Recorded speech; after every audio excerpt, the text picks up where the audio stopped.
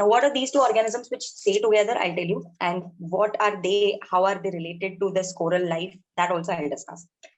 Now, what happens here is there are two organisms. One is called the algae, or it is actually a bacteria kind of thing or something like that, you can say.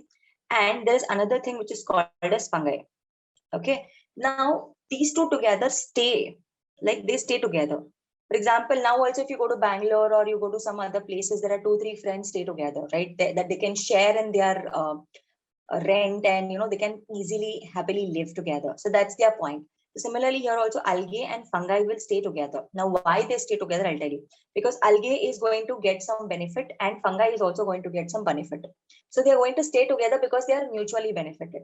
Now I will stay with my friend because she's sharing the rent. If she would not share the rent, do you think I'll stay with her? I would say, okay, please go stay in a PG. I'll find somebody else who could give me the rent on time, right? So when we are mutually benefited and when we are staying together, okay, then it is called a symbiotic relationship. The corals are also having the same kind of relation where two organisms like algae and fungi stay together. And when they stay together, what are they benefited with each other? I'll also tell you that. Algae prepares its own food. So I will use green color for algae because it can prepare its own food. And as it can prepare its own food, what happens here is your fungi cannot prepare its own food. So algae will give food to fungi and fungi will give shelter. Symbiotic relation between your algae and your fungi. So similarly, instead of algae, here we call it as polyps. It's called polyps. Polyps is a set of organisms which are very actively present in the marine and aquatic life, right? And over a period of time, these polyps, after they die, okay, after the polyps die, what happens is this kind of skeleton of this particular polyps are left behind. And they are made up of calcium carbonate or something like that. And over thousands of years, these skeletons, they pile up and they form islands, or they form something called as corals, right? So this is how your corals are formed. So forget about this thing, whatever we studied so far. This is just an example to explain you how two organisms are staying together, because corals are also similarly staying together, right? Similarly, we have polyps. Polyps, after they die, they have a external skeleton which is called as ciliarious muscles or ciliarious skeleton, which are made up of calcium. So that's why they're called ciliarious. So what they do is, or calcareous. So these what you mean to say, the skeleton that is left out, that skeleton is going to form corals. Okay. Now how they look like and what are these corals, we'll go into a little details and discuss them. So these are how how the corals look like. You can see the colorful pictures or colorful organisms in this particular picture over here are your corals, or they are your corals. Now why they have these colors, I'll tell you, because they are the blue-green algae. Okay. The algae are of different colors. They have to prepare their own food. So they are having different chlorophyll kind of material with them. It is called chlorophyll, xanthophyll, xerophytes, etc. and all of that. So don't have to go into science and deep science and all of that again. Okay. Now, coral reef. So coral reef is an underwater ecosystem characterized by reef building corals. So reef building corals or corals will be built. So such kind of organisms are nothing but coral reef. Reefs are formed of colonies of coral polyps held together by a calcium carbonate. I already told you this. So what happens here is all the polyps together, form a coral reef over a period of time. Most coral reefs are built from a stony corals whose polyps cluster is in groups. Now, the largest coral reef that you can see is in the Great Australia, or the Great Barrier Reef. It is in Australia. It spans of around 2,600 kilometers, and you can see the corals from the space also. Such huge these coral reefs are. That means you can imagine the building up of Australian coral reef has taken so much of time. And you can imagine, I'll tell you one thing, coral reefs are indicator species. We'll study what are indicator species, what are keystone species when we are studying your environment ecology in the next Monday class onwards. But for now, try and understand coral reef here. Coral reef is the largest, what do you mean to say? I mean, in Australia, if corals are present in any of the waters, that means that water is pure. It is not polluted. I'll tell you what happens is when there is pollution in the water body, right? These corals will start getting stressed, and it's like they're staying together. A third person like pollutant will come, and this pollutant is like a darar padao fai kind of person, or is a person who's going to split these two. Split whom to? Split the fungi and split the algae apart. And algae will leave the fungi and go off. So only fungi it will be present, and that will also die over a period of time. And this process is called as coral bleaching. Why? Because the entire colorful organisms which are there in this first diagram will go. Only the whitish or yellowish color skeleton will be remaining, and that's only your fungi. And that is called as coral bleaching also. So this particular corals basically represent the freshness, or instead of saying the goodness of the ecosystem.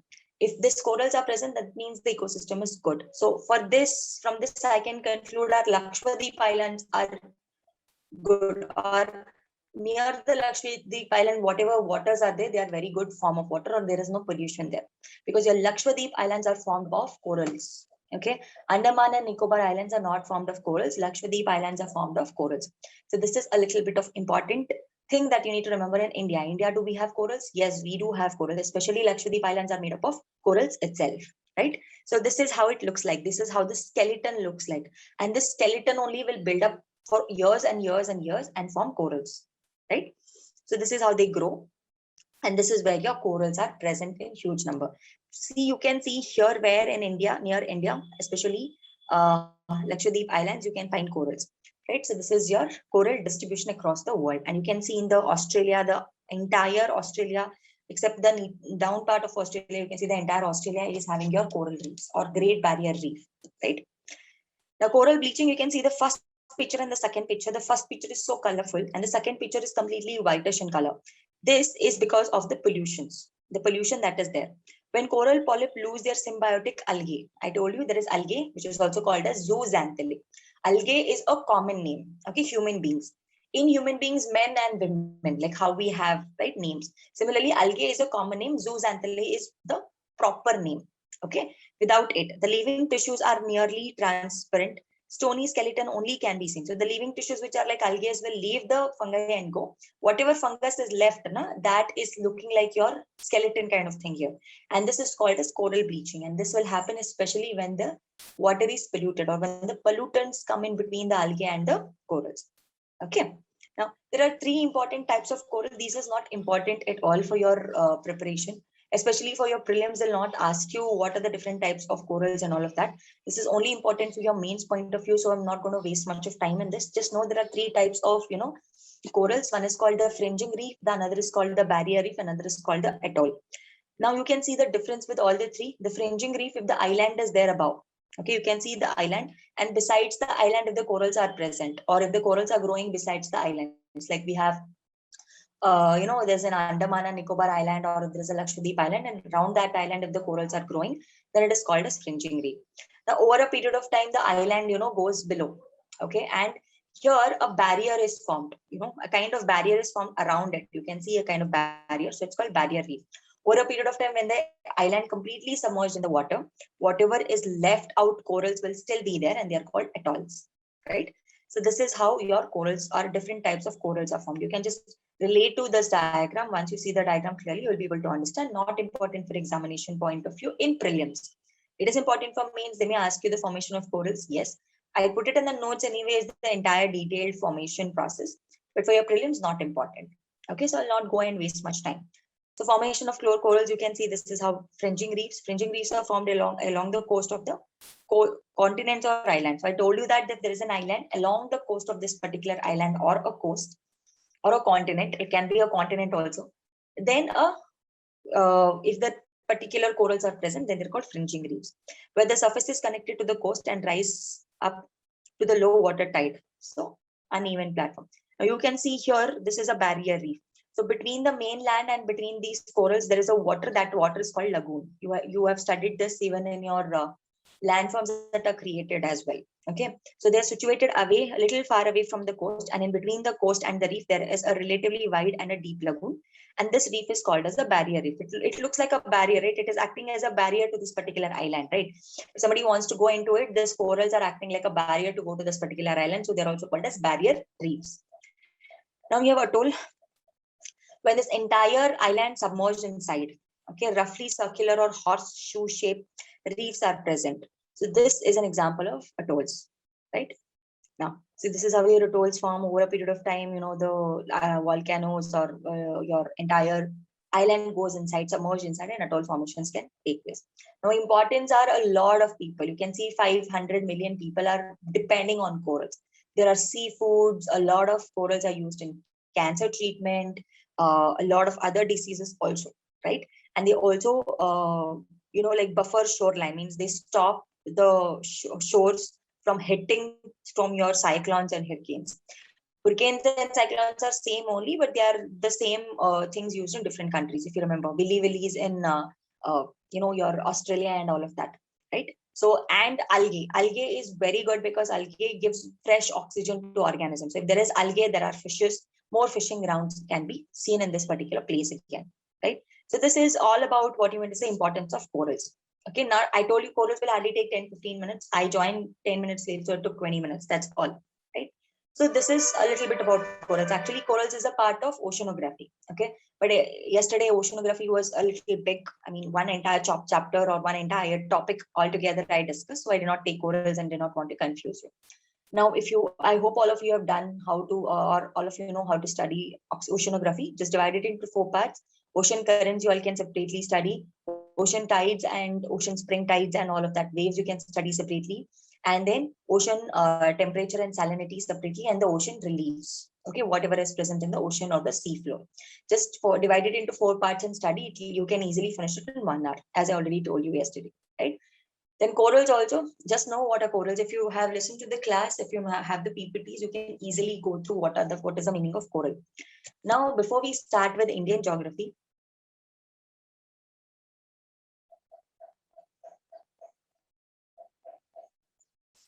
I want you to understand here. Here you have the Greater Himalayas. Okay, I'm not drawing it properly though. Greater Himalayas. Now I want you to understand this. I'll use different colors because I don't want you to get confused, right? It is called syntactial belt also. Now we'll discuss about the syntactial belt a little in later classes because this is how your Indian Himalayas are formed. Now Himalayas, if I have to explain it in a very short way, I'm explaining the entire Indian physiography in just 5 minutes. Listen to this carefully. Later on we'll go for the detailed explanation as well. Okay. Now I want you to understand the first thing that we are going to study in the Indian physiography is the northeastern Himalayas or the northeastern mountains. Okay. So they are present in the northern part of the India. So they are also called northern mountains. Now here there are 2 types of ranges. One is called the Karakoram range or one is called the Trans Himalayas, which were formed before our main Himalayas were formed. I want you to understand, if you all remember in continental drift theory, okay, there was only one landmass which was called Pangaea. And when Pangaea broke down into Laurasia and Gondwana, between them there was a sea called as Tethys Sea, if you all remember, right? And then later on what happened here is when India was passing, or when India broke down from this particular mainland of Gondwana and it started moving towards Laurasia or Eurasian plate, the Tethys Sea came in between. So continental plate of our Indian plate and the oceanic plate of Tethys Sea got submerged, and we had a formation of Karakoram ranges and Trans Himalayas. This was formed even before Himalayas were formed. So we have another ranges here which are called as Karakoram range. I mean, they are example of what Trans Himalayas means. Trans Himalayas means before Himalayas they were formed. Later on, when Indian plate subducted with your, or Indian plate collided with your Eurasian plate, that is when your main Himalayas were formed. And Himalayas are still growing because Indian plate is still moving under Eurasian plate. Okay. Now, Indian plate and Eurasian plate collision is causing Himalayas. Himalayas right now we have 3 ranges. Okay. Every time the Indian plate goes below the Australian Eurasian plate, at that point of time, what happens is every new layer of Himalayas will be formed. After another 100 years, if the Indian plate still kept on moving under the Eurasian plate, after 100 years, you will have 4th and 5th ranges of Himalayas as well.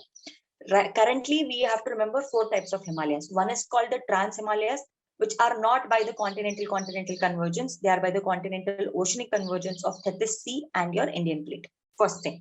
A lot of people feel Trans Himalayas are a part of Himalayas. Yes, they're a part of Himalayas, but they were formed before Himalayas were formed. Okay.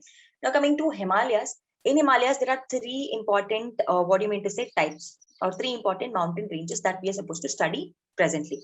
Now, what are the 3 important ranges? The first one is called as, it is called Upper Himalayas, or it is called as Himadari. Himadari means it is consisting of ice. Hima means ice, Dari means consisting of ice, Himadari. The second one is called the Himachal, or the middle Himalayas. And the last one is called the Shivaliks. Okay, so these are the three different types of Himalayas that we have. Okay, so after the Himalayas, exactly, I'll tell you, in the Himalayas, we have important rivers that are going.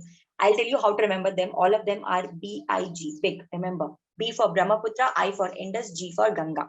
Remember, big flows through Himalayan. Means what? Brahma, Indus, and Ganga, all the three of them are important rivers that originate in the northern part of your India, or they're also called as Himalayan rivers because they're originating from Himalayas. Now, what is the importance of these rivers which originate from here? See, I'm also connecting drainage system and I'm studying Indian geography. This is how you're supposed to do. Okay.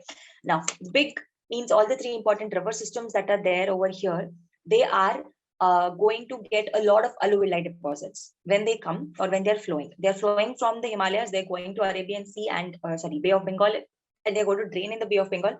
But while they're flowing, they bring a lot of deposits, and these deposits help in the growth of the plants. Okay, very good for agriculture. That I'll come to this a little later. For now, understand these big rivers, they are going to go towards Bay of Bengal. And when they are going towards Bay of Bengal, they are going to get in a lot of alluvial deposits. Another important thing is these are also called as perennial rivers. Why? Because they are flowing all 12 years. All 12 months of a year. This is because, I'll tell you, during the summer, whatever ice is there in Himadari will get converted to water and it will be a source of water. During the rainy season, the rainfall is the main source of water. So like this, we have 12 months of water. So hence they are also called as perennial rivers. Okay. This is a little bit about what you meant to say, a basic of your Himalayas. Now, after this, what part you have is your, I'll do it in green color part so that it becomes easier for you to understand. Here, what happens here is, you know that the big rivers are coming, right? Three important rivers are coming and flowing through this part. So this part is my northern plains. I can say it is also called as North Indian plains.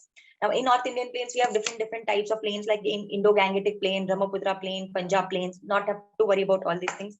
Just know the characteristics of Indian plains, North Indian plains. The North Indian plains are very fertile, especially the Bangar and the Khadar, right? Bangar and Khadar, why? Because they are nothing but what? They are the type of alluvial. Okay, these alluvial are very good for agriculture. So my population density here, now look, agriculture means more labors are required. More labors are required means most of the people try to settle there only. So our Indian economy is an agrarian economy. Therefore, in the North Indian plains, my population density is very high. Population density is high means a lot of people stay over here. Why? Because a lot of people in India practice agriculture and a lot of people want to go and stay in North Indian plains itself. That's why most amount of population is there in India, in this northern plains. Now, after this, what you have to understand is here you have the desert area. So in desert area, especially this part over here, that is Gujarat, Rajasthan part over here, desert area. For the desert, don't have to remember anything. There are only two states which are having deserts in them and forest also in them. So now deserts means obviously you see there are dry, the rainfall is going to be very, very less, and the vegetation is also going to be very, very less. So here the people who stay are only going to do business. Marwadis especially, Rajasthanis especially, they're going to do business. You can see a lot of people in Belgaum, you can see a lot of people in other places also doing these businesses, right? Now these people will either migrate somewhere else and do. Population density is not as expected as it is there in North Indian plains, first thing. And here you're going to get date palms and you're going to get all the trees which require less water because water content is very, very less. So agriculture is hardly possible, right? Because it's a desert area. So this is how you're supposed to understand the geography, understand agriculture is possible or no. If agriculture is possible, that's why the people are going to stay. Right now, this is what your desert. So I finished three parts. That is your Himalayas, and then we finished your North Indian plains. We finished your desert. Don't worry about desert. Not much important for your examination point of view. Only know because it's a part of India again. Now coming to important topic or important part of our Indian peninsula, India, is your this part, which is called the peninsular plateau. Now, why it's called peninsular, I think all of you know, because three sides, our India is covered with water here, and only one side it's covered with land. So such a landmass where three sides it's covered with water and one side it's covered with landmass is called as what? It's called peninsula. If all the four sides it's covered with water, then it is called an island, right? But in India, and this, it is a plateau part. Now I want you to understand, hotspot volcanoes are there. I think we have not discussed hotspot volcano, but I'll tell you. Not important again, but just know. What happens here is some volcanoes directly come from the core. See, in the core also you have liquid material and solid material, right? So some of the material come from the core directly to the surface of the earth due to intense pressure. Such kind of volcanoes are called as hotspot volcanoes. Now, due to hotspot volcanoes, there are two hotspot volcanoes which are present on our landform. One is Hawaiian Island, another is called Reunion Island. When India was flowing from the Gondwana to its, to its destination, which is currently, it came in touch with the Reunion Island. When it came in touch with Reunion Island, a lot of lava got distributed, and it did not go to other part. It went only to this part wherein I have drawn this with blue color. So that's why it's called Deccan traps, because a lot of lava got trapped over here. And that's why you see the soil that is there in Maharashtra region. If you come to this region over here in Maharashtra region, the soil is black color soil. So black soil, very famous for what? Cotton. So see how I'm relating a lot of things together. This is how you're supposed to study as well, right? I have studied this for around 6-7 years. So that's why I'm able to relate it like this. Okay. This will come to you also over a period of time. I'm very good only in geography and in environment ecology and in polity. I'm very bad in economy. That's why I'm getting lagged behind. My economy is, trust me, very bad. I really don't understand what is depression, what is inflation, what is, CRR, CLR. I really get confused with all this. And that's why I'm losing a lot of marks, right? So here, I want you to understand because of the Deccan traps. Now, if you don't get confused, I'll tell you the process is very simple. Due to presence of Reunion Island is an example of hotspot volcanoes. Again, in the notes, I'll give you how this has happened, but still, for your information, I'm just teaching you because it should not be like I have not thought and given it in the notes. What exactly has happened is there are hotspot volcanoes across the world. There are two islands which are formed by hotspot volcanoes. One is the Hawaiian Islands, another is the Reunion Islands. Now, the Reunion Islands were present. They were there only. India was moving. When India was moving, it came in contact with Reunion Islands. And for a lot of lava from the Reunion Islands got spilled on the Deccan part or in the peninsula part of India. Due to which what has happened here is this is a plateau region where the rocks are very strong. So the earthquake in this particular region is also very, very less. Now see, I am also relating it to earthquake, right? So we have zone 5, zone 5, zone 4, zone 3, zone 2 in India, especially the southern part, peninsula part is zone 2. Why? Because the strong rocks that are there are very strong because of the Deccan traps.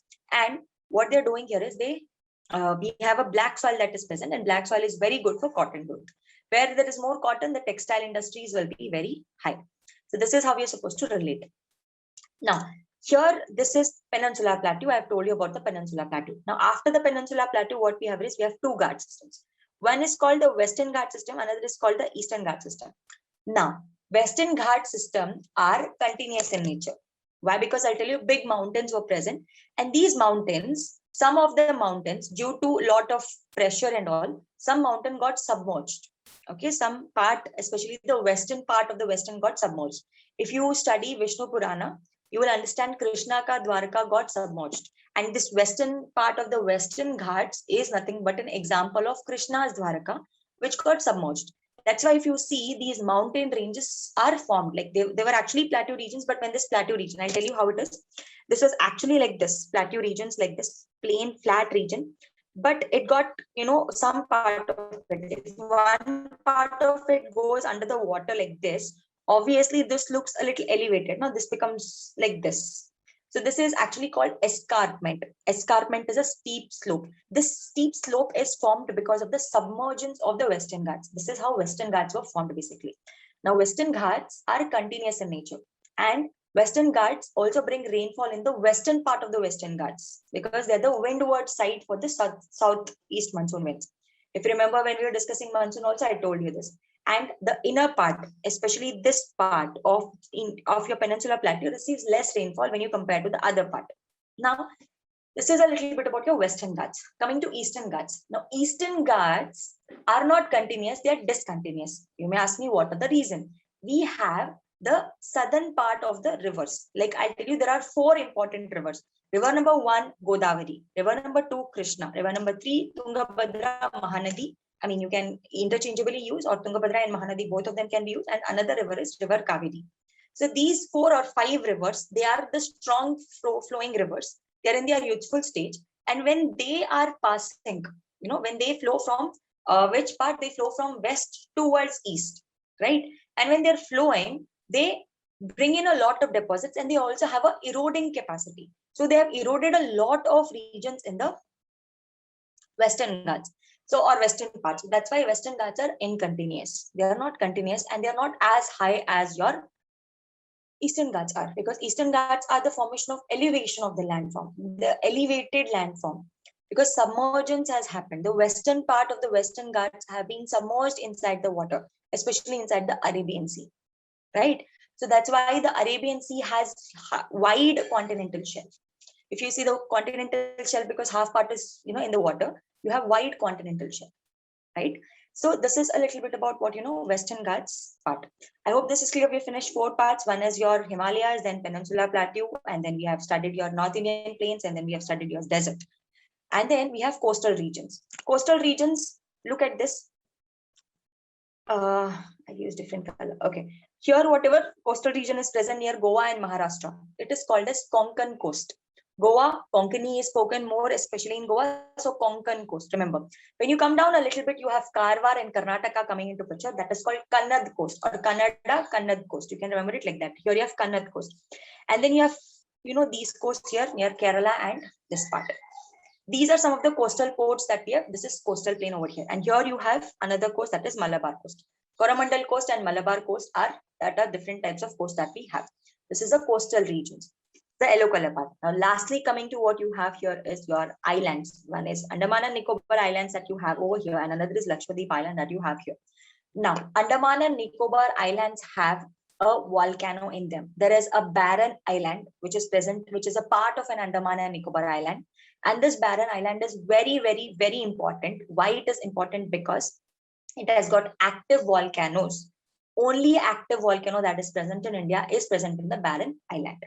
Okay, so volcanoes, I think all of you know, active, dormant, extinct. Active are, it can get exploded in the near future, right? So active volcanoes are only present in the barren islands. Lakshadweep Island, I think we are clear that it is famous for tourism. Why? Because very important thing that is present in Lakshadweep Islands is the corals, and corals attract tourists like anything. Trust me on this, because corals are very beautiful in color and it attracts tourism. A lot of people in Lakshadweep Island depends on corals itself. Now, don't feel it's very easy to go to a Lakshadweep Islands. It's not so easy. You need to have permission from the government. Central government employees only can go to Lakshadweep Islands. I know it's good for tourism, but a lot of, again, risks are there. So this is a little bit about what you meant to say, the entire physiogeography. So I hope we are able to understand how I have connected not only one thing. We have studied about the rivers. We have studied about the 2 important types of the rivers, that is the Himalayan rivers and the peninsular rivers. Himalayan rivers originate in the Himalayan part. The peninsular rivers originate in the peninsular part. That is the southern part. And when you go to northern part, the big rivers like Himalayan rivers are perennial rivers because they are flowing all throughout the year, and due to which they bring alluvial deposits. Alluvial deposits make your northern plains. Northern plains are fertile because agriculture can be grown properly, because alluvial soil is very fertile. Because agriculture is, the population density is also very high. Then we discussed about deserts. Then we discussed about the plateau regions. Then we discussed about the coastal regions. And then we discussed about your islands. So this is basically how in hardly I think 10 minutes or something like that, we finished the entire Indian physical geography along with the important rivers. Now we know what are the important rivers. Now we have to see, you have to remember 7 to 8 rivers across India. Across India, 7 to 8 rivers. Along with that, at least remember 2 to 3 tributaries of each and every river, right? For this, how to remember, rivers is through maps. What I would ask you to do is for every 8 rivers, draw 8 Indian maps. See, drawing Indian map in 3 or 4 seconds. You can't take more than that. Okay, just 3 or 4 seconds, you can draw Indian map. After drawing 8 maps, what I want you to do is mark only the one river along with its tributary. For example, Indus River with its tributary, Ganga River with its tributary, Brahmaputra rivers with its tributary. Coming to the southern part, each one of the river with its tributary, left as well as right tributaries. If you just do this, watch them again and again, trust me, the tributaries you will be able to remember all of them. You will be able to even remember the direction, which is right, left, right? So I hope so far whatever we have discussed is clear. Take a look at this particular diagram once again. If you want, you can make a note of it as well. I'll give you 2 minutes. If you have any doubts, you can ask me about this. Okay. And if you have any doubts with Coral also, we can discuss.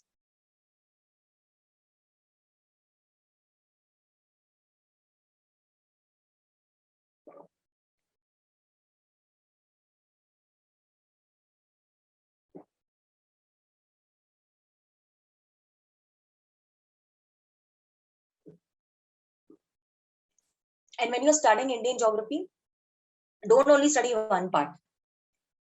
For example, when you're studying Himalayas, along with Himalayas, study rivers also of Himalayas. When you're studying Peninsula Plateau, study rivers of Peninsula Plateau, study the coastal regions together, so that it becomes easier. Now, such kind of questions for Western Ghats will be asked. Western Ghats, you have mountain ranges, not because of faults. They are not block mountains. They are not volcanic mountains. They are not formed because of collusion, etc. They are formed because of the submergence.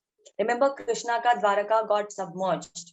Similarly, western part of the Western Ghats got submerged. So whatever our Puranas have told, especially I am a very good, what do you mean to say, devotee of Lord Krishna, read a lot of Vishnu Purana, read a lot of Krishna Purana.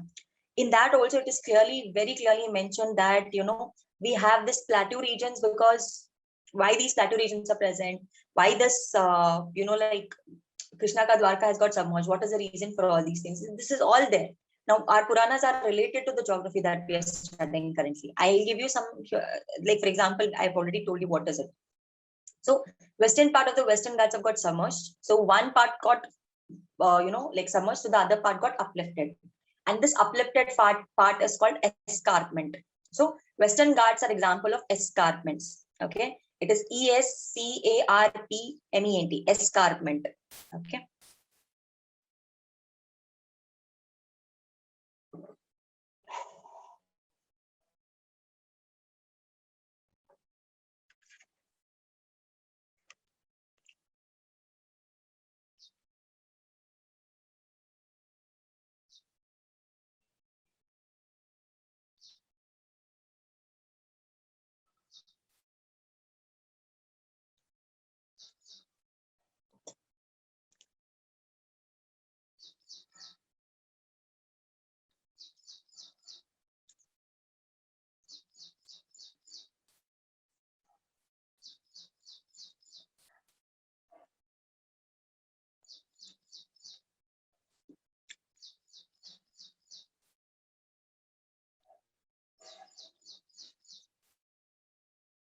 If you want, you can take a screenshot of this particular part, because this I cannot save.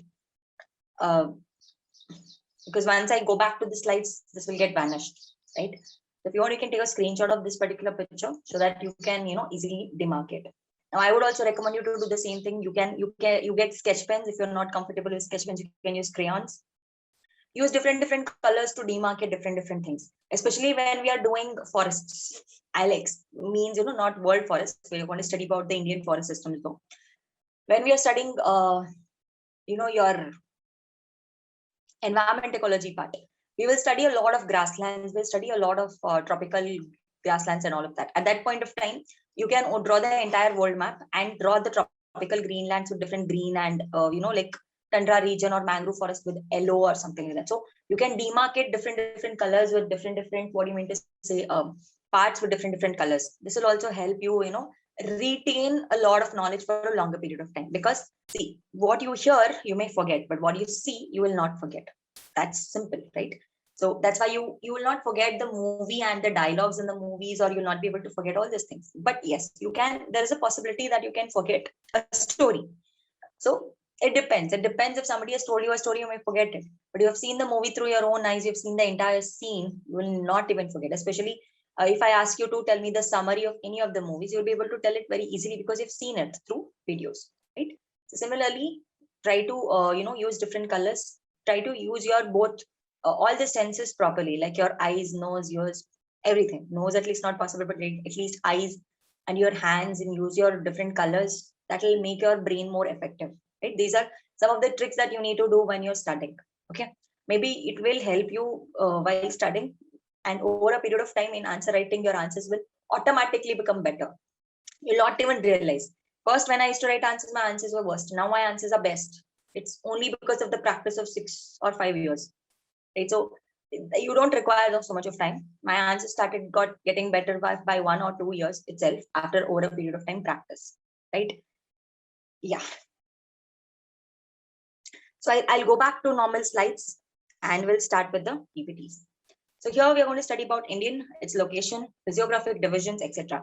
Now see, there are some facts like, in which latitudes and which longitudes the India is going to lie, which longitudes which longitude is considered as Indian Standard Time, through which this particular longitude will go in the form of, in which states it goes. Like there's one more question like equator goes to which all states. For all these things, I would recommend you to draw maps, right? Draw a rough map and draw one line that is your equator, and name the countries 1, 2, 3, 4, 5, 6, 7, 8, right? Similarly, India also, draw Indian map, draw your longitude, that is 82.5 degrees eastern latitude, eastern longitude, which is our Indian Standard Time. And name the states through which it is passing, and that's how you can remember, because they may ask you MCQ questions like which of the following states name the following states through which your Indian Standard Time passes, right? So such kind of questions will be asked. Now, which is the easternmost part, which is the westernmost part, which is the northernmost part, which is the southernmost part. All these things you can easily do and remember if you're doing it through your maps, right? So Indian physical geography, you can draw Indian maps and remember it through a very high extent.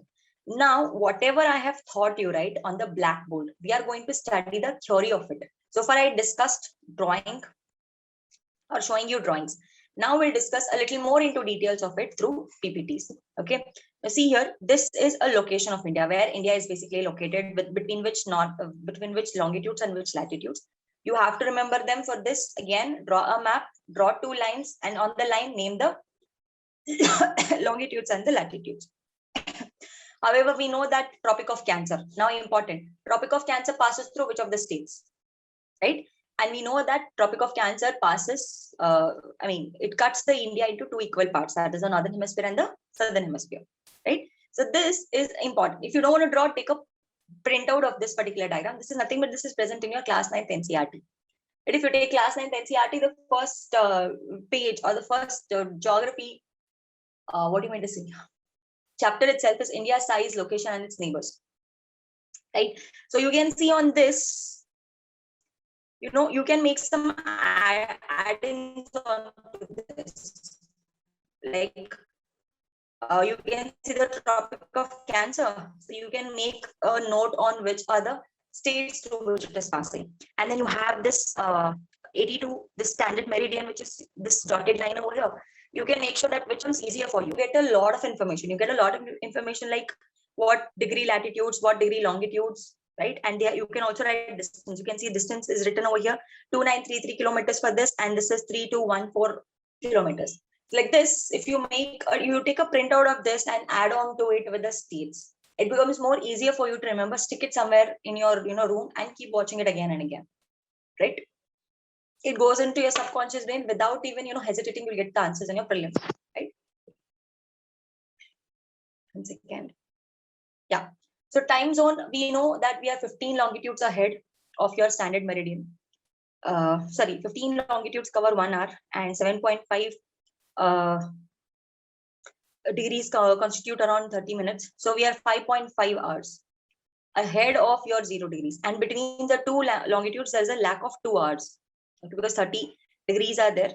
So there are around this thing, and the middle line is being chosen. The middle line is nothing but 82.5 degree east longitude is chosen as our standard meridian.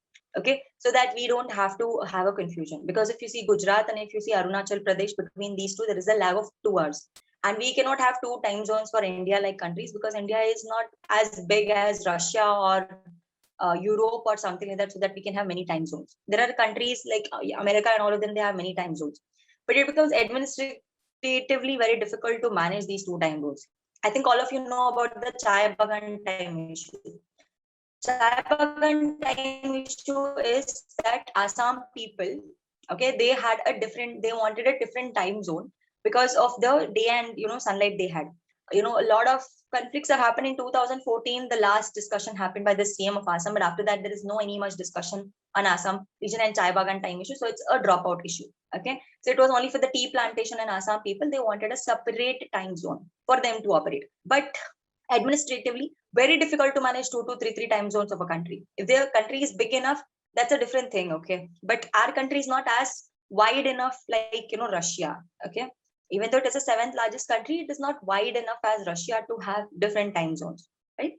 So this is a little bit about time zone. Now you can see the standard meridian as passing through which all states. I have also marked it. You can see in this diagram as well. Okay, or if you want, you can take a printout of this diagram also.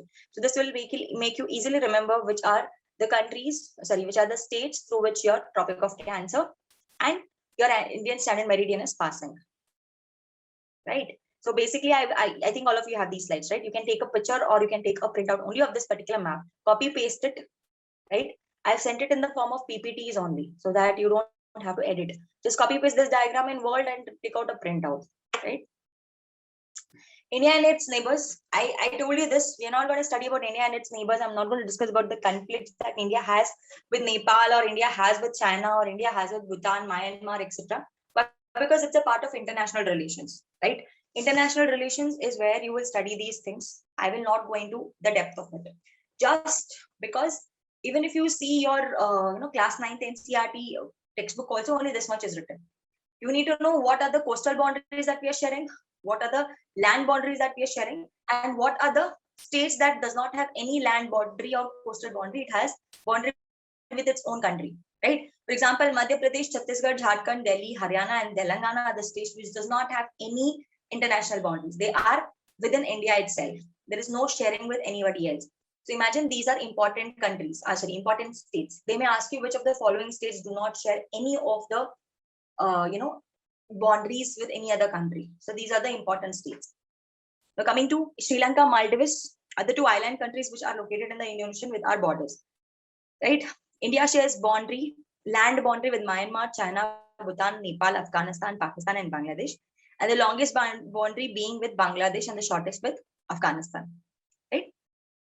So you can see what is land boundary and what are sea boundaries as well over here. So this is geopolitics and geostrategy. This I'm not going to discuss. This is about Afghanistan and Walk-in Corridor. I'll not discuss about it because it's a part of international relations. General studies, I can, just give them the gist. In the general studies also, I don't explain them. I only give them the gist because international relation, again, not my cup of tea, right?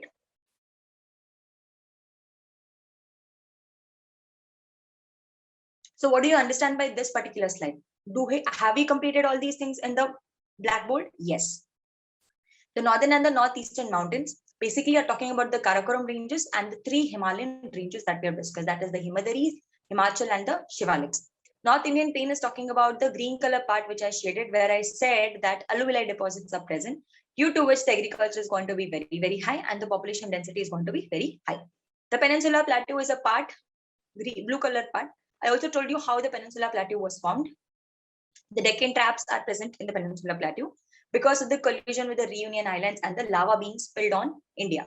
And due to which what has happened is India has a lot of black color soil, especially the Maharashtra region, the Peninsular Plateau part, where Maharashtra region is very good for growing cotton because black color soil help in growing cotton.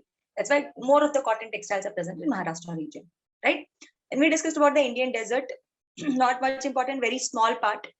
It is not Sahara desert, right?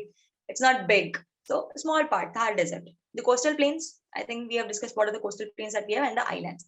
So these are the 6 important physiographic divisions. If you remember it from the top, as I already explained you on the blackboard, it becomes easier for you to remember the entire states that come into this and entire, what do you mean to say, people that live in, what are the different types of rivers, everything will be covered easily, right? Now see the Himalayas. You can see this upper ranges, that is Karakoram range, Ladakh. Then you have Kailash ranges. All these ranges especially, which are not continuous, the first 2 parts, okay, they are your Trans Himalayas, right? I told you how Trans Himalayas are formed, right? That is because of Indian plate and that is sea wala ocean plate getting subducted, you have these ranges, fold mountains are formed. But over a period of time, again, what has happened is Indian plate is still gone under Eurasian plate, and due to which it is continental conversion, the Himalayas, that is the Himadaris, the Shivaliks, and the Himachal were formed. Now, in the prelims, if they ask you that Himalayas and Karakoram ranges were formed at the same time, then the statement is wrong. Himalayas are formed later.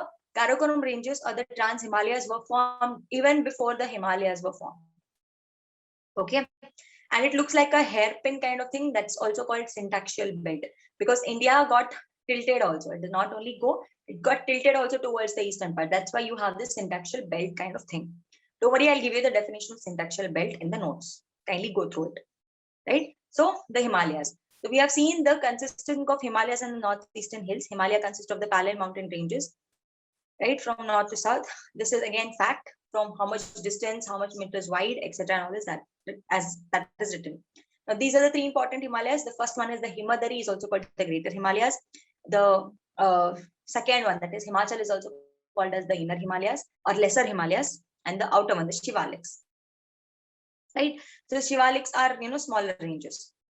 So if I have to explain you can see in this particular range or in this particular thing, the Greater Himalayas height, you can see between the Greater Himalayas, there is middle, after the Greater Himalayas, there is what you want to say, Middle Himalayas. You can see the height, and then you can see the Shivaliks. You can see the height of all these ranges. And here you can see what, Ladakh ranges, then you have your Kailash range, and then you have Kunlun mountain ranges. All these are nothing but what examples of Trans Himalayas, which were formed even before Himalayas. So that's how I have shown it to you. And sea level, I've shown the height also. You can see that the height of the Greater Himalayas are very high, right? So not important about trusts. Remember about the Himadaris. So again, all facts are there. It is called as Greater or Inner Himalayas, or it is also called as Himadari. It is consisting of snow, right? Consisting of loftiest peak. The fold of the greatest Himalayas are asymmetrical in nature. Symmetrical and asymmetrical, I think all of you remember what are the different types of the folds. If this is same both the sides, then it is symmetrical. Like this is not symmetrical anyways. Yeah, so you can see the second diagram. This is symmetrical, but Himalayas are like this, asymmetrical. One side it is, different. The other side it is different. If you have to want to climb the Mount Everest, don't climb it from Indian side. Climb it from the Nepal side, because Indian side the steep is very, very slow, and steep is very bad. The other side the steep is good, from where you can easily climb, right?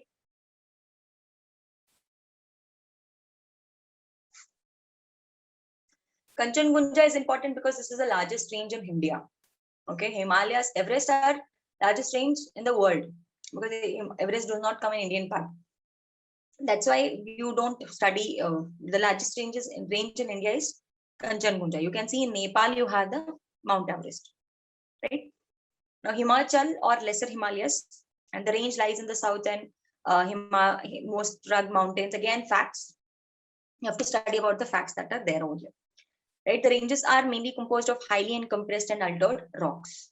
Right, now some important ranges are put in black color. You can see like Pir Pangal range, the Aladar, Mahabharat ranges, the prominent ranges in the Lesser Himalayas.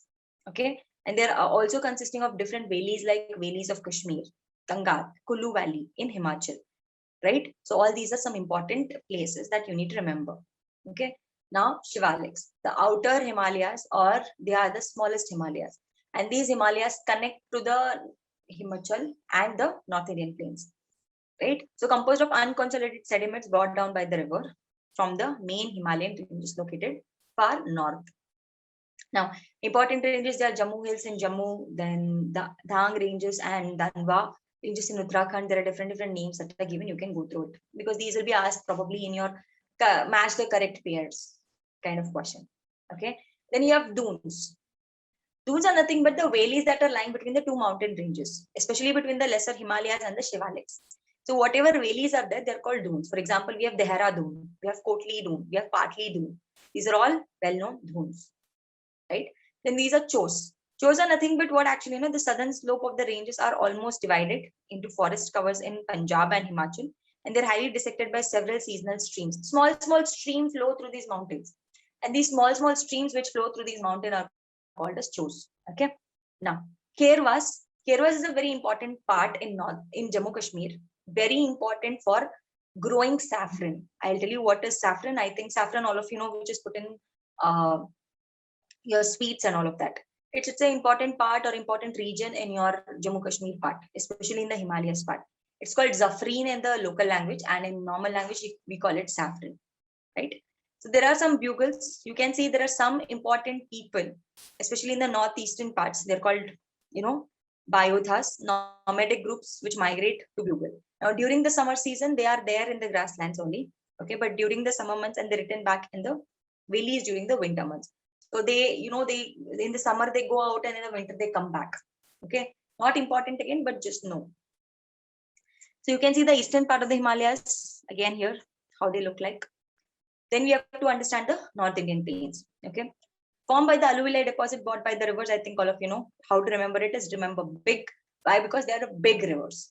Okay, if you compare the rivers which are in the northern hemisphere, if you compare them with the southern part of the world, and if you compare it with the southern rivers, the northern rivers are more. 1 second.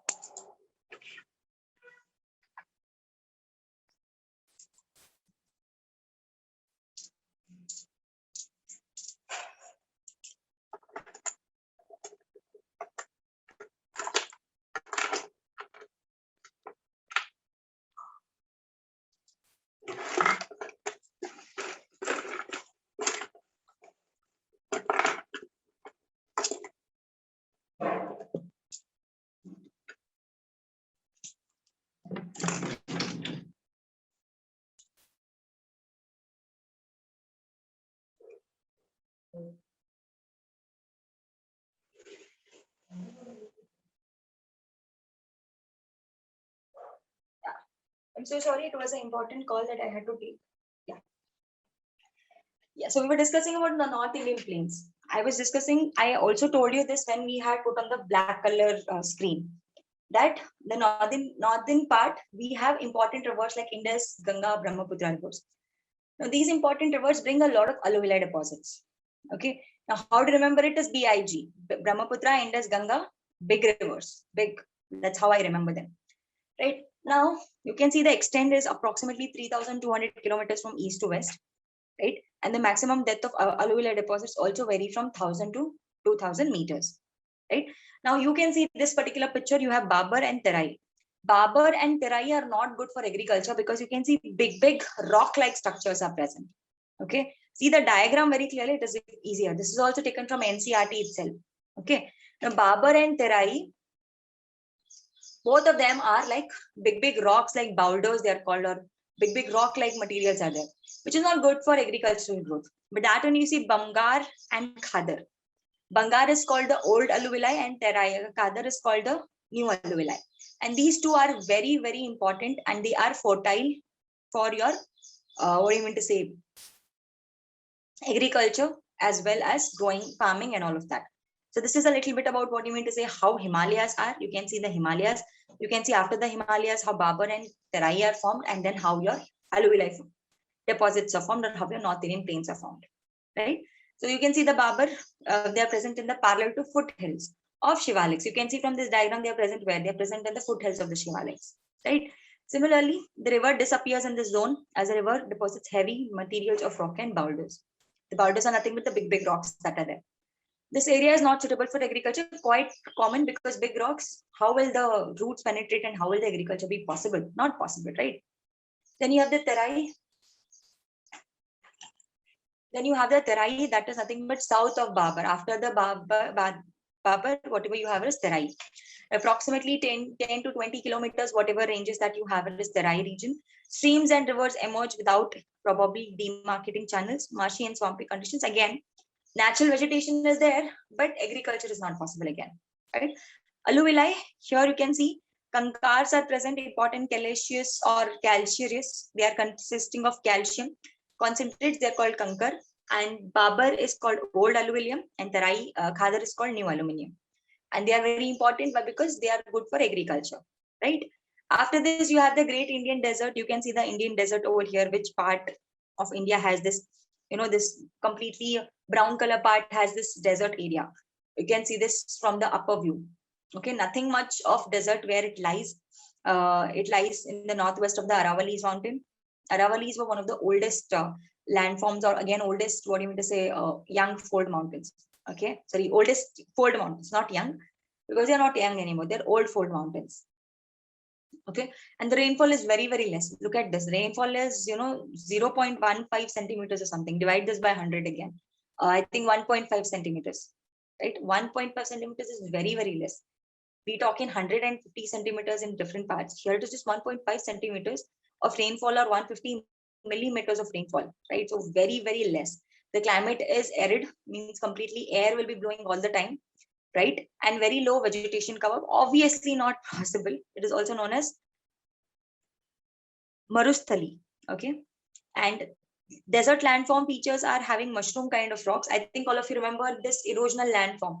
Especially in the deserts, we have sand dunes, we have mushroom types of landforms, we have yadrungs, etc. These are all we were discussing in erosional and depositional landforms, right?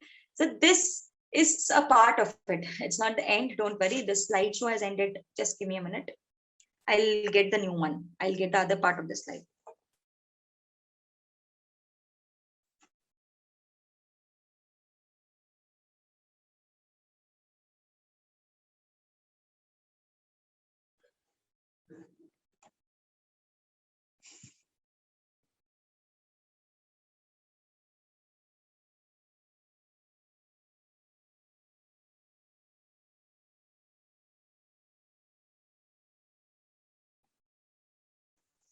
Yeah.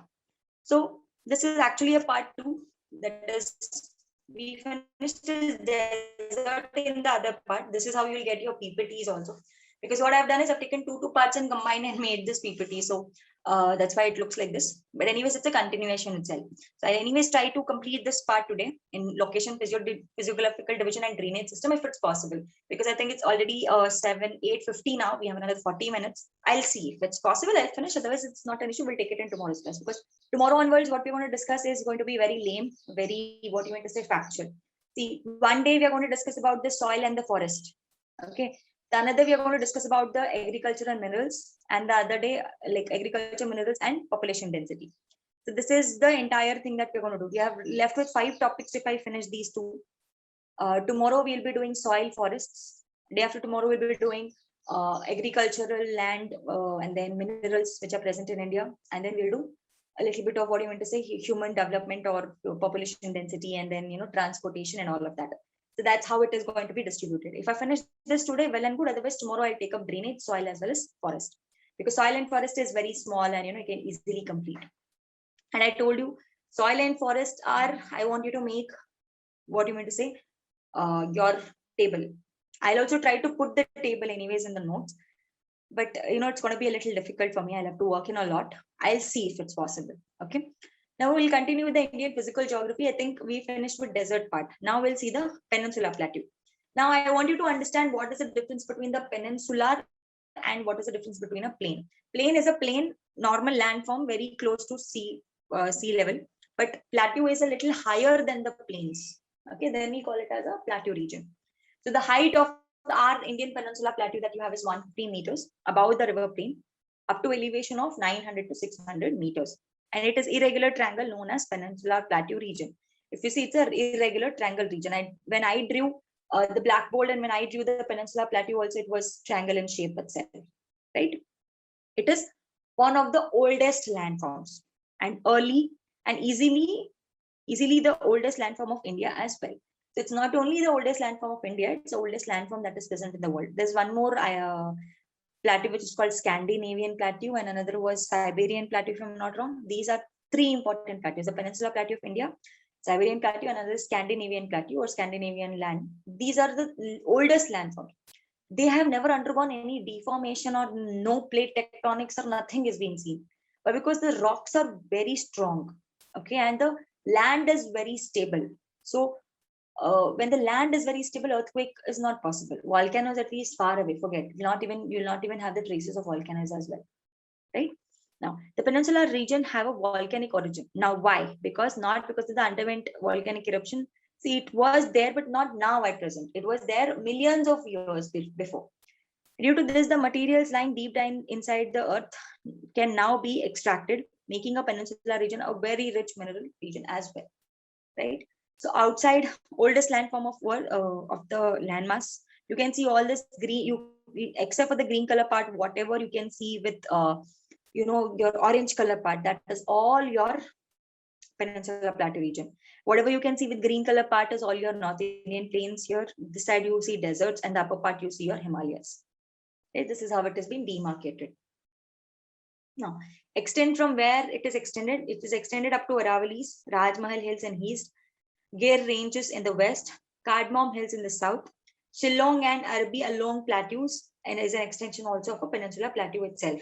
Now, what are the different various plateaus that we have? Are Deccan Plateau, which comes in the southern part, Central Highlands, and the northeastern plateaus. These are the important features or different types of plateaus. Again, not important, just know.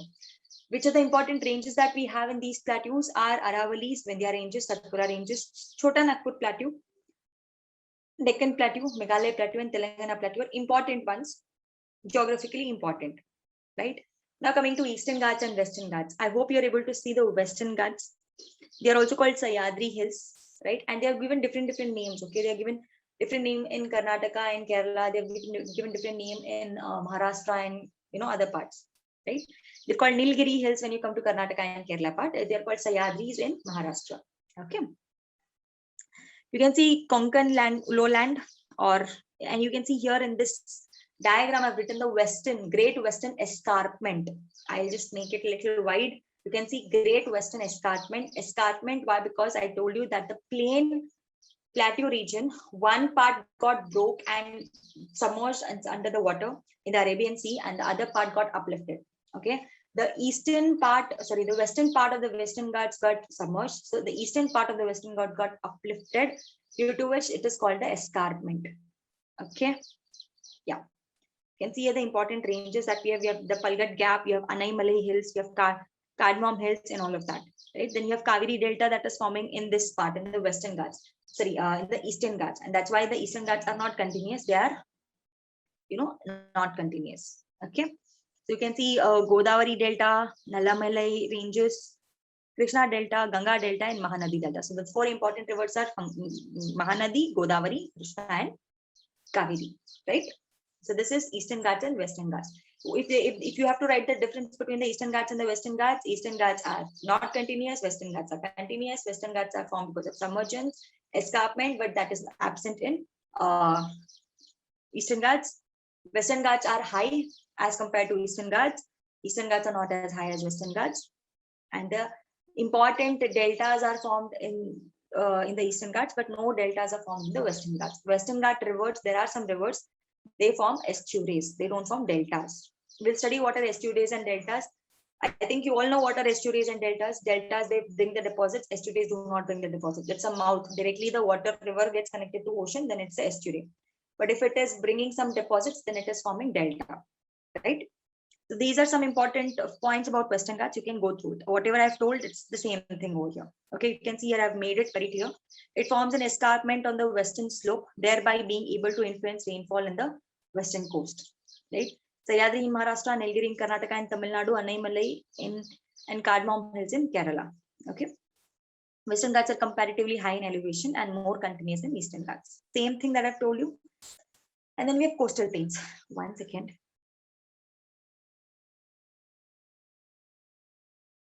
Yeah. You can see here Konkan coast, and then you have Coromandel coast, Cochin. These are some important coasts. Just know what are the important coastal plains, coastal ports. Sometimes can be asked, otherwise not much of important to remember this coastal part. Okay. Yeah. So western coast, you can see it is called Kutch or Katwar coast in Gujarat, Konkan coast in Maharashtra, Goa, Malabar coast in Karnataka, and actually Malabar in Kerala, and in Karnataka it is called Kannad. But to make it common, they have written it as Malabar coast, right? The western part has khayals, that is backwaters. Especially when you go to Kerala and all of that. I had been to Kerala recently in the month of January. That time I'd been to Kerala, and Kerala we had backwaters. Backwaters means in like you have your main seas, but apart from that, some water will be left in the back. They're called backwaters, and the entire city is there in that water itself. I've seen houses in the river itself or in this backwater. The people are traveling through boats to bring newspaper, to bring milk, etc., and all of that. They do have roads, but apart from the roads, half of the city is covered with water itself. So it is attracting tourism. It attracts tourists a lot. Eastern coast, you can see deltas of Mahanadi, Krishna, Kaveri are all there, and emergent coast, because it's emergent here, and it is also known as Coromandel coast in Tamil Nadu. Apart from this, we have discussed about what is called as island groups. Okay, we have two island groups, right? One is present is Lakshadweep, another is Andaman and Nicobar Islands. Lakshadweep Islands are coral islands, right? So this is all about what you mean to say, your Indian physiography. Okay, Indian physiography, 6 parts. You can take 3 A4 size sheets. In one you can write two of them and finish it off, right? So this is how you can make a notes of this as well. Okay, very, very less time is required. If you remember the first part, whatever I discussed, right? That is a blackboard, whatever, when I drew Indian map and I drawed and showed you. Even if you remember it like that also, it's more than enough, because I also explained about drainage systems. In this slides, you don't have anything related to drainage systems along with this. You have it as a separate part or separate topic. Now we'll try with drainage system. We'll start with drainage system. See, before we go to drainage system, we have to understand what is the meaning of drainage, what is the meaning of catchment area. You have to understand what is the meaning of watershed, divide. Then apart from that, there are certain different types of rivers, like we have antecedent, consequent. There are some rivers. We'll understand these rivers and then we'll go to Indian drainage system. Okay, they're related to each other. I'll at least try to finish the drainage today. If you're able to finish drainage, well and good. If you're not able to finish Indian drainage, I'll take it up in tomorrow's class. Okay, first we'll start with drainage system. So drainage system is nothing but, I'll tell you, understand this in a simple word. Now there is one main river, and along with this, whatever important tributaries are there, that together is called as drainage system. So actually, drainage, why it is called, I'll tell you. Whatever sewage is getting collected in our world, in our houses and all of that, right? This all goes to rivers itself. That's why Ganga is so much polluted, right? When Ganga originates in the Gangotri glaciers and all, that time it's very pure. But when it comes to world's different states, after it passes different states, the sewage treatment plants are not proper. The sewage water is not treated properly and directly dumped into River Ganga. That's why it is getting polluted, right? But that's, anyways, Narendra Modi ji has started with Namami Gange plan and all of that, is there. We have Yamuna river water, like cleaning process and all of that. It is called Namami Gange program, right? Which was launched somewhere in 2004, 2005, I'm not sure, right? They're trying to clean. They're trying to install a lot of sewage treatment plants and get in water cleaned. But, it is very bad. It's doing this is very bad. Stop polluting it. No, if you don't pollute it, there's no need of you to clean it, because for cleaning it, you need to invest a lot of crores of money, and a lot of part of GDP will go in this only. Instead of that, if you are keeping the water clean or installing the sewage treatment plant in before itself, in beforehand only, if this was done, a lot of money of GDP, whatever we are getting, would have invested in different parts, right? Common sense. That's why our government is lacking behind, or we are still developing country, because our country doesn't know how to utilize the GDP that we are getting, or give the proper demarcation of the funds that are required for the different areas. This is what my perspective is all about, if it comes to Indian economy, right? The flow of water through a well-defined channel and its tributaries is together called as Indian drainage system. Okay, they are governed by the topography of the land. That means it depends on what land they are flowing, whether it is made of soft rocks, whether it is made up of hard rocks, etc., and all of that. Now, the amount of the water that is flowing is called as periodicity of the flow. Now, forget about the periodicity, not important. You know what is drainage system, we'll understand what is catchment area. from where the water is coming into the river, that is called as catchment area. Okay, the river drains the water collected from the specific area. It is catching the water, so it's called catchment area. Right now, area drained by the river, from where, so how much distance the area is draining the river, it is called as river basin or drainage basin. It is a topographic region from where the river streams run off through thorough flow and the ground flow happens. Okay, now don't worry about this. Drainage basin, simple. Like for example, you take water drop and put it on a surface, it travels to certain distance. How much distance it has traveled, that is your drainage basin. Similarly, how much distance the river water has traveled, that is your drainage basin. Okay, now drainage basin is divided. So from one drainage basin to another drainage basin, if there is a division, then it is called as watershed. There's a boundary line that separates one drainage basin from the other drainage basin, right? So this is about, a little diagram where you can see the catchment area, where you can see what is drainage system, drainage basin, watershed, etc. Right? Now there are different types of streams, or you can say different types of water which flows. The first one is called a sequent stream. Another is called as insequent. Okay. In the sequent, you have again subsequent, and another is called consequent. I'm so sorry for this. When you receive the PPT, you can make out this anyways. Okay. In sequent, we have consequent and subsequent. And in sequent, we have antecedent and superimposed. I'll tell you what does it mean. Okay. First, see, sequent and insequent are some rivers flow along with the slope. How the slope is along with the slope only they're flowing, they're called sequent rivers. If they're opposite, if they're like telling, no, I am stubborn, right? I will flow in the same direction. I will not follow the slope. My direction is fixed. I'll flow in the same direction. Even if a bigger landforms come in between also, I'm going to cut that landform, erode that landform, and then flow in the same direction. Without changing my direction, I will not follow the slope. I will follow my own rules, my word, my rules. So such kind of rivers are called insequent because they're not following the sequence. Sequent rivers are those rivers which follow the slope. I'm like, okay, fine. If there is a slope in between me, I will flow along with the slope. If there's a big hill, I'll take a turn. When where there is slope, I'll go in that region. Such kind of rivers are called, they're called sequent rivers. If they're not following the slope, then they're called insequent rivers. Further, they're called as consequent, subsequent. Don't worry. Antecedent, superimposed are a little important. We'll see this. Antecedent rivers are predated and upliftment of a upland or a mountain across them. They may still maintain their course. I'll show you an example of this. See, this is how the river was before. And somehow, due to some reason, a landform became, a mountain was formed in between the river. The river did not change its course. What did the river do? It cut the entire mountain and formed a water. I mean, somebody saying something?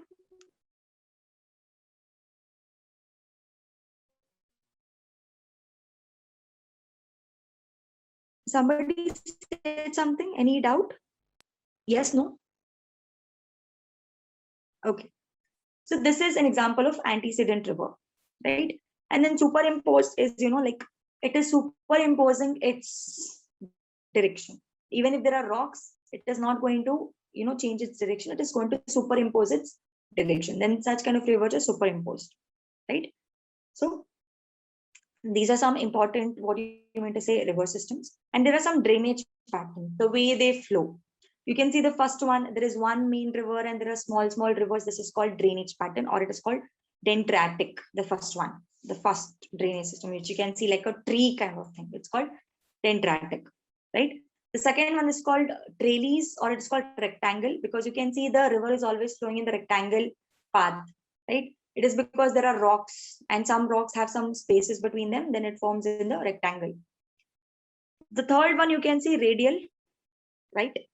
And the fourth one is called as pinnate. Pinnate because you have one main, how you have veins of your leaves. In the leaves, how you have a main vein and a small vein, similarly. Right? So these are important drainage patterns. Example of dendritic patterns, we have Ganga, Mahanadi, Kaveri, Krishna. All these rivers forming a dendritic pattern. This is how the trellis pattern look like. There's one main river, small rivers are flowing into it.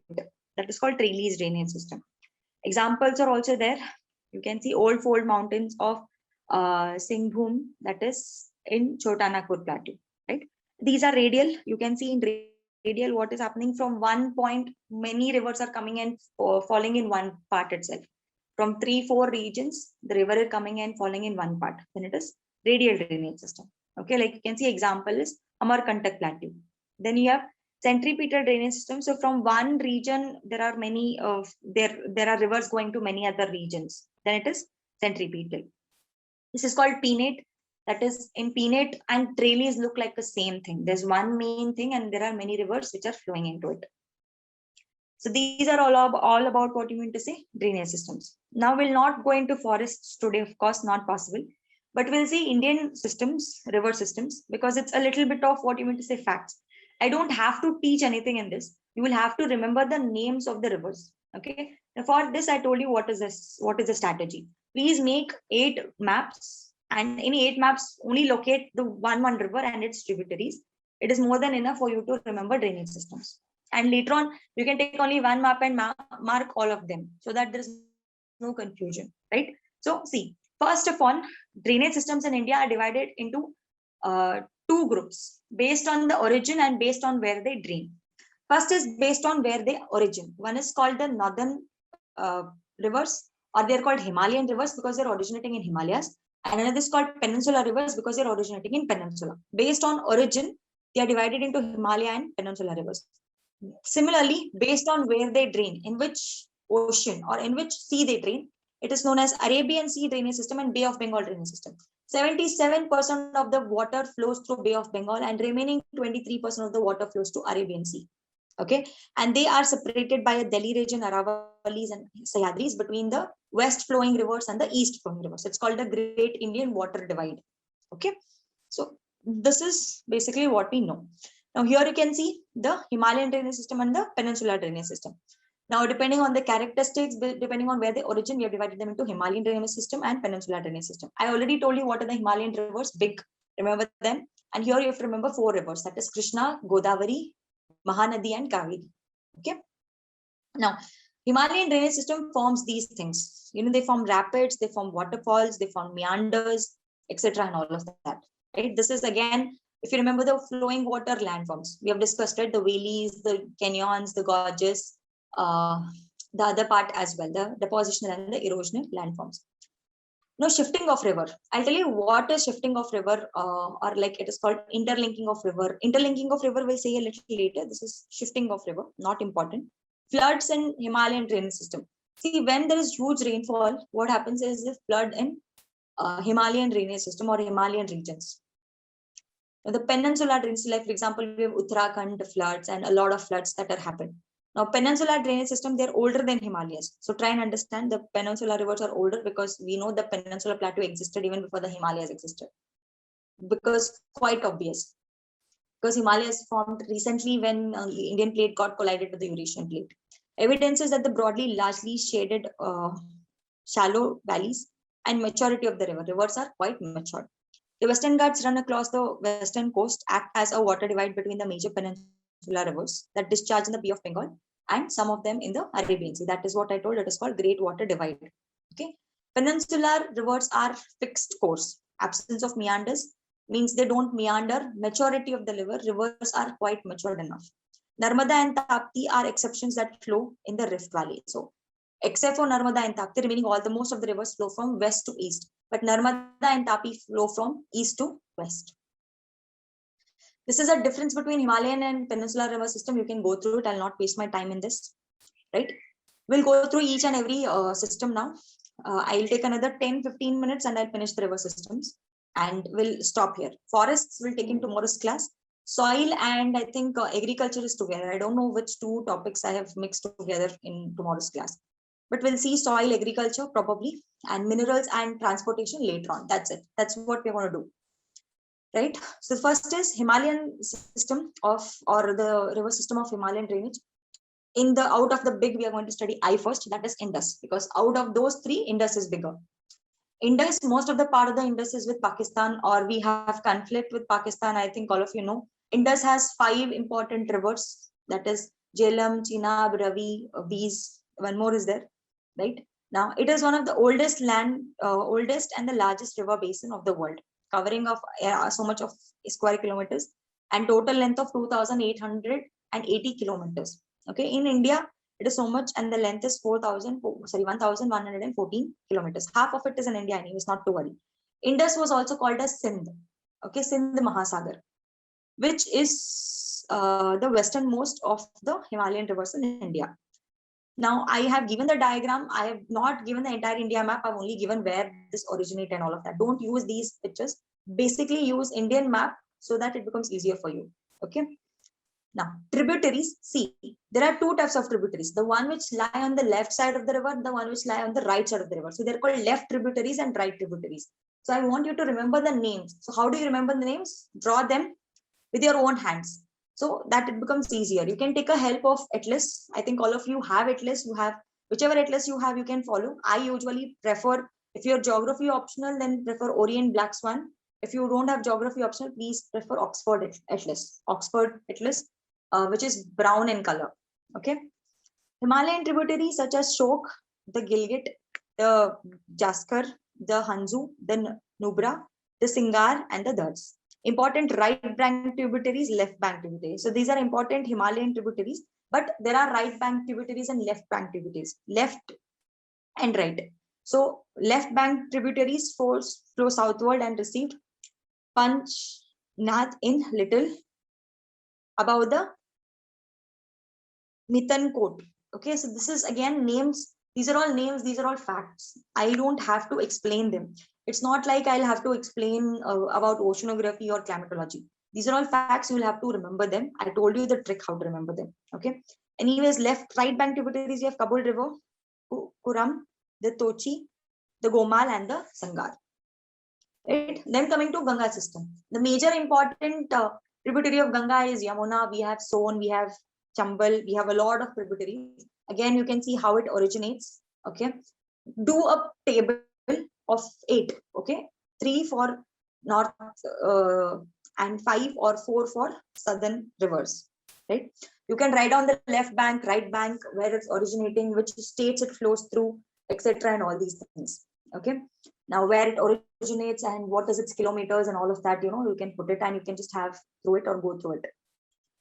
It rises in the Gangotri glaciers in Gomukh. I told you this, in the Uttarkashi district of Uttarakhand. It is also known as Bhagirathi, where it originates. At Devaprag, the Bhagirathi meets the Alaknanda. Hereafter, it is known as Ganga.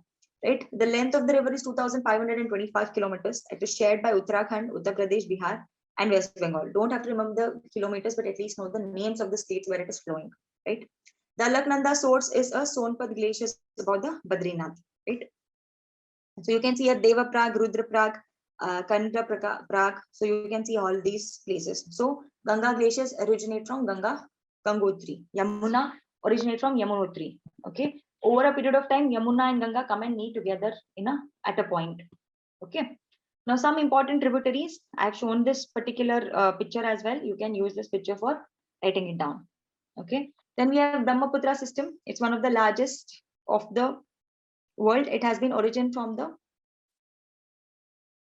Chemyagudan glaciers of Kailash range near the Manasa Sarovar Lake. Okay, and again emerged as a turbulent and dynamic river after craving a deep gorge in the central Himalayas near Namchi Bawar. Namchi Bawar is one of the important part again, right, in the Himalayan regions. The river emerges from the foothills of the name Saidang and Dihang. Left and right tributaries, please mark them when you're doing the maps, right? So these are 3 important tributary. I mean, what you meant to say, rivers as well as its tributaries. Now we'll see another 4 important rivers. One is Godavari, Godavari, Mahanadi, Krishna, Kaveri. 4 rivers. We'll study these 4 rivers and we'll stop for today. And tomorrow we'll take up the forest part. Right. So you can see here the important rivers. You can see the Godavari here, and then you can see the Mahanadi here. Krishna and Kaveri rivers. We have a lot of other rivers, like we have Periyaru, we have Tungabhadra, we have Pennar, we have Bhima river, we have a lot of rivers. We have Tenganga, we have a lot of rivers, but not important. Okay. Narmada and Tapti, again, because they're flowing towards Arabian Sea, they're not flowing towards Bay of Bengal. We are not studying the rivers which are flowing towards Arabian Sea, right? Only one, like Joke Falls, Sharavati River, Bhimand Lake. We'll study only these. Only whatever is shown in this picture, if you know these rivers, is more than enough, right?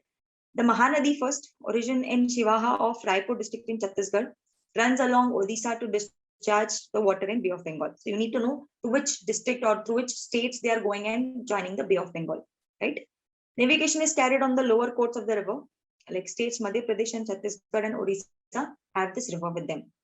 Godavari, the largest river in the peninsula, that's why it's also called Dakshina Ganga. Dakshina refers to South Ganga, right? Origin Nashik district of Maharashtra and discharges water into Bay of Bengal. States, you can make a note of it. Look at the catchment area, so much amount of water is being collected from this particular river. Tributaries, Penganga, Indravati, Parinitha, etc. Heavy floods in the lower, in its lower reach, right? It's navigable only in the deltatic stretch. The Krishna, second largest flowing river, okay? Origin in Mahabaleshwar in Sahyadri. So you can see this is also origin here. And then we have Koyna Dam. Koyna Dam, the Tungabhadra and the Bhima. The Koyna, actually you have a dam across this Koyna river, which is the largest dam in Maharashtra. And due to the presence of this dam, there's a lot of earthquake that's happening because you cannot store. I'll tell you, earthquake also happens when there is mining activities and when there is dam construction, because you're storing huge amount of water, which creates a lot of pressure. And that will also may lead to earthquake sometimes. It may, I'm not saying that it will, but Koyna Dam is again prone to earthquakes, right? This is how the Krishna Basin looks like. The last river that we are going to study is the Kaveri River. Now, this is very important river, especially for the Karnataka, Tamil Nadu, Kerala region. And we know that there is a lot of conflict that's happening between the Karnataka and Tamil Nadu for River Kaveri. Okay. Now, origin in Brahmagiri Hills of Kodagu district is in Karnataka. Okay. And length is 800 kilometers. Catchment area is huge. The upper catchment area receives rainfall during the southern west monsoons and the lower part receives in the northeastern monsoons in the winter. The river carries the water throughout the year. It is like a perennial river because Kaveri is getting river water in both the seasons. That is in the southwest monsoon also and the northeast monsoon also. Okay. Very less comparatively fluctuation than other peninsular rivers. Now, these are some of the states. You can see 3% in Kerala, 41% in Karnataka, and 56% is originating in Karnataka. So Karnataka people are like, we will not leave the river water flow into Tamil Nadu. Tamil Nadu is asking for continuously, river to flow, right? Tributaries are Kabini, Bhavani, and Amravati. This is how River Kaveri looks like and where it flows, right? Narmada. Okay, there's one more. I'm so sorry. Western flank of Amarkantak Plateau. And it flows through the Rift Valley. I think all of you know Rift Valleys are formed when there is faults formed, right? Jabalpur district, and length is given. It goes to Arabian Sea. Catchment area is so much. Sardar Sarovar Dam project is built on Narmada River. So you can see this diagram. I wanted to do this similar kind of diagram. I think this is not big enough. Probably if you use it in your phones, it may be a little clear, but try to use it in a laptop or put it in a Word and try to take a printout of it and stick it. If you don't want to do it, you want to write it by your own hands, take a table, similar table you can make and stick it somewhere so that it becomes easier for you. Okay. Now, interlinking of rivers, some rivers they're planning to interlink because we know that the North Indian rivers are going to be completely what you mean to say they are having river water or water throughout the year, but that only the southern part, especially Godavari and all these rivers, they get dried up during the summer season because of lack of water, due to which what happens, there is drought kind of condition, or farmers usually face a lot of issues for water. So that's why what they're planning to do is they're going to link the rivers of the North India to South India, so that during the drought region, whatever river is there in North India will be flowing down towards South India. Like this, the interlinking of rivers will help there to control floods and help here to control drought. But I want you to understand there is one important sea. I want all of you to mark this on your atlas as well. It's called Aral Sea. Aral Sea has shrunken. It is the size of the Aral Sea has got reduced from its original size. Originally it was 100%. Now it has become 75% of the Aral Sea has got reduced because of the interlinking of the rivers. Because river water anyways flow through the sea or go and join the sea. And if the rivers are interlinked with each other, they don't flow through the sea or they don't flow into the sea. They flow among themselves. And due to which what happens is the seas will shrink. That means ocean water will get affected. Ocean water will get affected. Climate will get affected. So shrinking of sea is very bad news. So you can see the Aral Sea, how it was before and how it is now, right? This was one of the important, what do you mean to say this thing? These are some important, what do you mean to say, rivers. You can see here, there are the important rivers that are there in the north as well as in the south, right? So this is Keen Betwa linking project. This